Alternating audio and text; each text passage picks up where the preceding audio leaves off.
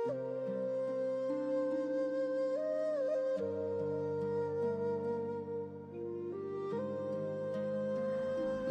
Sang Hyang Adi Budaya, Namo Buddhaya.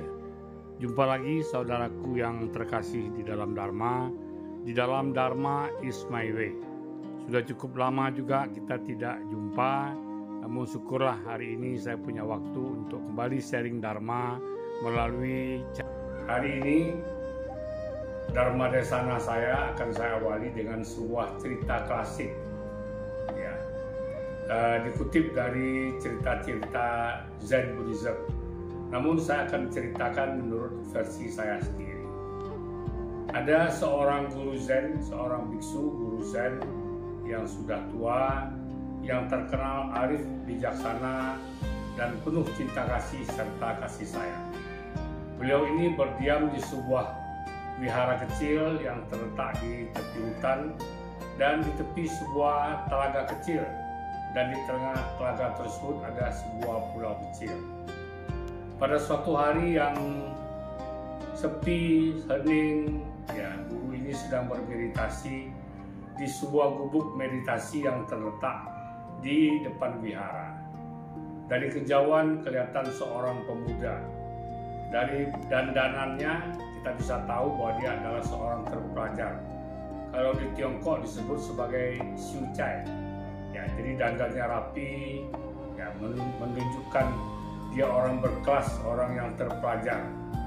Nah, kemudian pelan-pelan dia sampai ke wihara, menemui guru Zen, suhu yang sedang bermeditasi ini. Kemudian dengan hormat dia bersujud, bernamaskara, kemudian menyapa guru ini. Nah, guru, selamat pagi. Perkenalkan, saya ini seorang pelajar yang baru saja menamatkan pelajaran saya di Kota Raja dengan prestasi yang terbaik. Nah, jadi dia mulai membanggakan dirinya. Guru Zen ini perlahan membuka matanya dan dengan penuh senyum menatap wajah si pemuda pelajar ini. Nah, saya datang ke sini dengan tujuan untuk belajar Zen Buddhism, belajar Dharma. Saya ingin mengetahui menurut pengertian Buddha Dharma, apa itu yang disebut sebagai kesabaran dan apa itu pencerahan.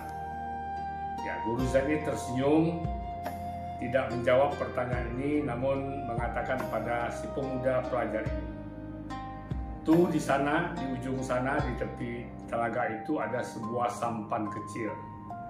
Kamu naiklah sampan itu dan menyeberanglah ke pulau kecil yang ada di tengah telaga tersebut. Di pulau itu ada sebuah gubuk, semua kebutuhan kamu tercukup dan kamu bermeditasilah di sana. Nanti kamu akan menemukan jawaban atas pertanyaan yang kamu tanyakan. Nah, si pemuda ini mengikuti petunjuk dari suhu yang maha bijaksana ini. Dia pergi ke tepi telaga, naik perahu dan menyeberang, sampailah dia ke pulau kecil, dan memang di tengah pulau itu ada sebuah gubuk kecil untuk tempat bermeditasi. Namun sampai di situ dia berpikir, saya bertanya kepada suhu ini, katanya bijaksana, tapi malah saya tidak dijawab. Saya malah disuruh menyepi di pulau yang kosong ini. Apa bisa saya dapat di sini? Ilmu apa yang bisa saya timba di dalam keheningan ini? Tapi karena disuruh guru itu dia coba juga. Namun karena hatinya tidak sesungguhnya, berhari-hari dia lalui, dia mulai bosan, jenuh, tidak mengerti manfaatnya, apa guna dia berada di gubuk di tengah telaga ini. Kira-kira seminggu kemudian dia menyeberang lagi dengan menggunakan sampan, sampailah dia ke tepi telaga tadi. Dan pagi itu sebagaimana biasa, suhu ini, guru Zen ini sedang duduk bermeditasi di dalam gubuknya. Kemudian pemuda ini sampai di depan suhu ini, kemudian dia katakan, "Suhu, terima kasih atas bimbingan dan petunjuk kamu. Sekarang saya sudah menemukan jawaban atas pertanyaan saya, apa itu kesabaran dan apa itu pencerahan. Saya sudah memperoleh, sudah mencapainya. Jadi batin saya sekarang ini kokoh, ya, tidak tergoncangkan, tidak bisa tumbang oleh angin maupun badai yang bagaimanapun dahsyatnya. Nah, Su ini buka mata dan tersenyum, tapi tidak mengatakan apa-apa kecuali dari mulutnya keluar kentut busuk. Ya, maaf nih agak provokatif ya. Kentut busuk. Pemuda ini aneh. Apa Su? Kok Su bilang itu? Ya, kentut busuk, kata Su ini.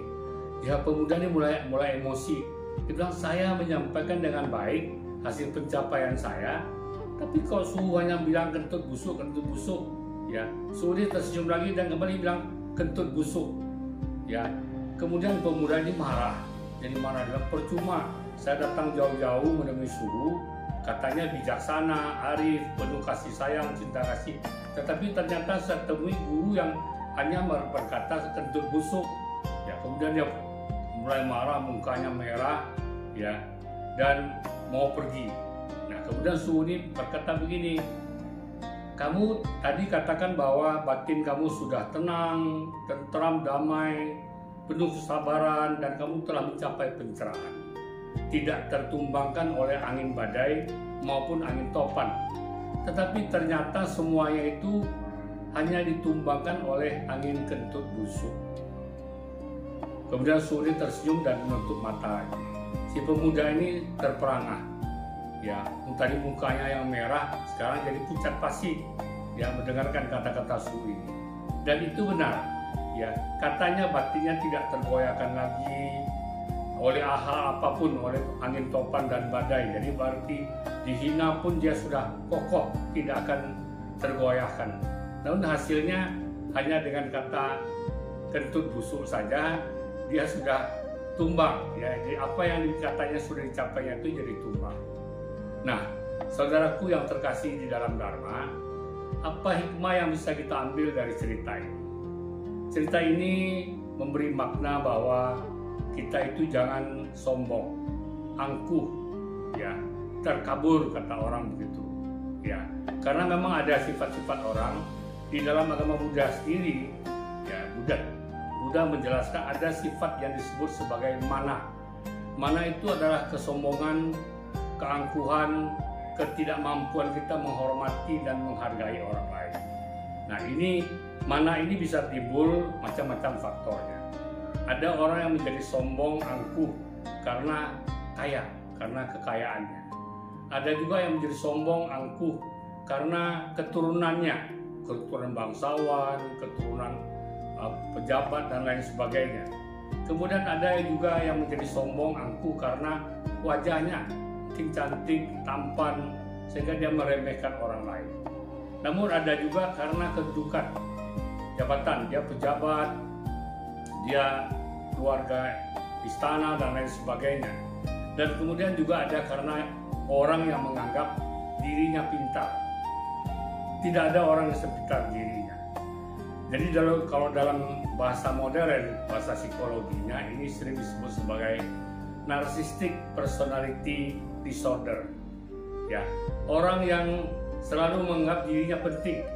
Dia meletakkan etalasinya lebih tinggi dari yang pada sebenarnya. Mungkin dia pintar, tapi dia meletakkan dirinya seolah dia yang paling pintar. Tidak ada orang yang bisa mengunggulinya, tidak ada orang yang bisa menyainginya.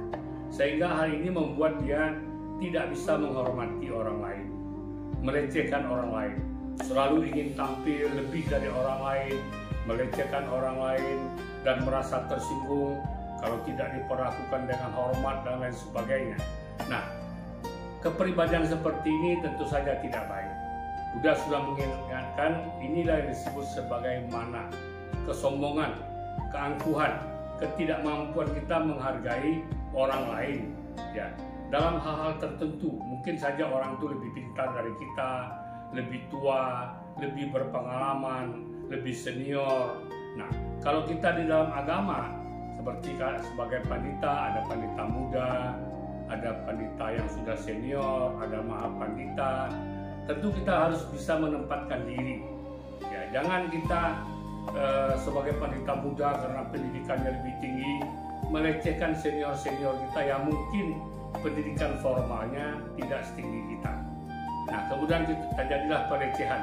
Kita tidak menghargai dan kita anggap apa yang disampaikan oleh beliau itu tidak benar, hanya kebenaran itu hanya milik kita.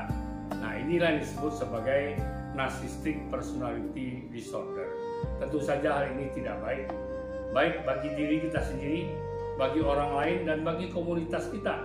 Apalagi jabatan kita misalnya sebagai pimpinan wihara, pimpinan majelis, atau sebagai seorang pandita, ataupun mungkin sebagai seorang biku. Mungkin dia tidak bisa menghargai yang lebih senior. Padahal di dalam kebikuan, senioritas itu penting.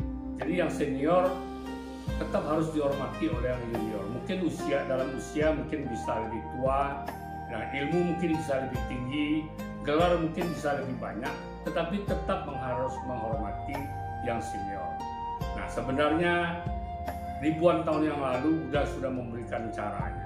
Kalau tadi ada namanya mana, Buddha menjelaskan juga ada yang disebut sebagai apacayana.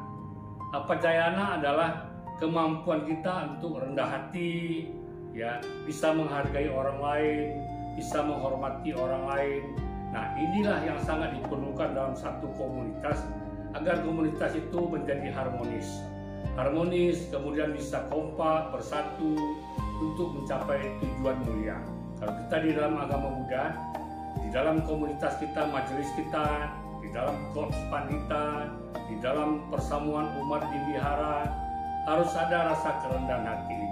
Kalau kita menganggap bahwa kita lebih tinggi, lebih hebat dari orang, semuanya kita tahu, semua orang salah, tentu ini hal yang tidak baik. Nah, mungkin ini yang dapat kami sampaikan pada kesempatan ini. Marilah sebagai seorang pandita budayana, sebagai seorang pemimpin mungkin di majelis ataupun di wihara ataupun di komunitas-komunitas lebih kecil, wanita Buddhis, bulan bahagia, CBI Pemuda Budayana, harus ada kerendahan hati apacayana ini, sehingga kita tidak jadi sombong, mana, dan tidak bersifat narcissistic personality disorder ini. Karena kalau seorang pemimpin, ya, di tengah-tengah komunitasnya bersifat narsistik ini, maka pasti komunitas itu akan pecah, tidak bisa bersatu. Nah, kalau saya selalu mempunyai prinsip bersatu dalam harmoni, tulus mengabdi tanpa pamrih. Demikian apa yang dapat kami sampaikan. Semoga bermanfaat bagi kita semua, dan akhir kata, semoga semua makhluk hidup dalam keadaan tenang, tentram, sejahtera, damai, dan berbahagia. Sabe sata aberahuntu, sabe sata bawantu sukitata. Sadu, sadu, sadu. Namo Sang Hyang Adi Budaya. Namo Buddhaya.